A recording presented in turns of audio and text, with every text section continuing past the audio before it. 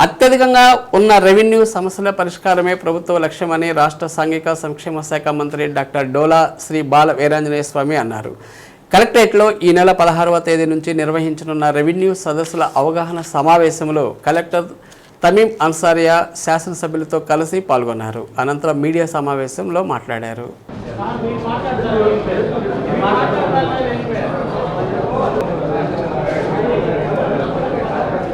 ఈ నెల 16వ తేదీ నుండి సెప్టెంబర్ 30వ తేదీ వరకు రాష్ట్రంలో ముఖ్యమంత్రి చంద్రబాబు నాయుడు నేతృత్వంలో ఎన్డీఏ కూటమి ప్రభుత్వం రెవెన్యూ సదస్సులు నిర్వహించనున్నట్లు మంత్రి తెలిపారు.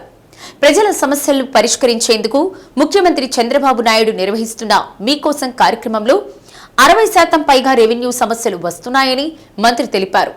భూ కబ్జాలు, ఫ్రీ హోల్డ్ చేసి రిజిస్టర్ చేసిన డీకే భూములు, 22A భూములపై అనేక ఫిర్యాదులు వస్తున్నాయని, వీటిని పరిష్కారానికి సదస్సును నిర్వహిస్తున్నట్లు తెలిపారు.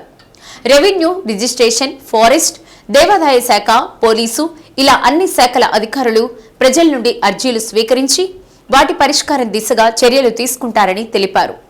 ఈ నెల 15వ తేదీ నుంచి సెప్టెంబర్ 35వ తేదీ వరకు 45 రోజుల పాటు రెవెన్యూ సదస్సుల్ని ఈ రాష్ట్రంలో ఎన్డీఏ ఆధ్వర్యంలోని చంద్రబాబు నాయుడు ముఖ్యమంత్రి ఉంటే ఎన్డీఏ ప్రభుత్వం చేపట్టడం జరిగింది. చాలా ప్రతిష్టాత్మకంగా ఈ కార్యక్రమాన్ని మేము చేపట్టడం జరుగుతుంది. దీని ఉద్దేశం ఏంటంటే గతంలో భూ కబ్జాలు, అదేవిధంగా ఫ్రీ హోల్డ్ చేయటం, పిఓటీ ఉన్నటువంటి వాటిని షరతులతో రిజిస్ట్రేషన్ చేయడం కూడా ఫ్రీ హోల్డ్ చేయటం, ఇటువంటి అన్నీ ఉన్నాయి. రీసర్వే పేరుతో కూడా భూ వివాదాలు రావటం జరిగినాయి. ముఖ్యమంత్రి గారు తీసుకున్నటువంటి అర్జీల్లో 60% పైగా రెవెన్యూ సమస్యలు అవుతున్నాయి. కాబట్టి ఈరోజు వినూత్నంగా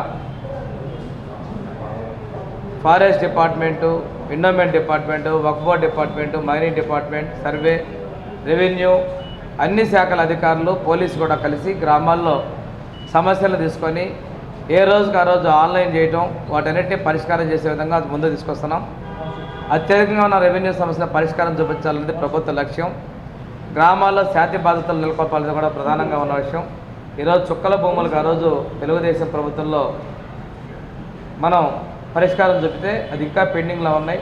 దాంతోపాటు 22Aలో చాలా భూములు కూడా కొన్ని అక్రమంగా కూడా నమోదైనటువంటి ఆరోపణలు ఉన్నాయి. వీటన్నిటికి కూడా పరిష్కారం చెప్పాల్సిన అవసరం ఉంది.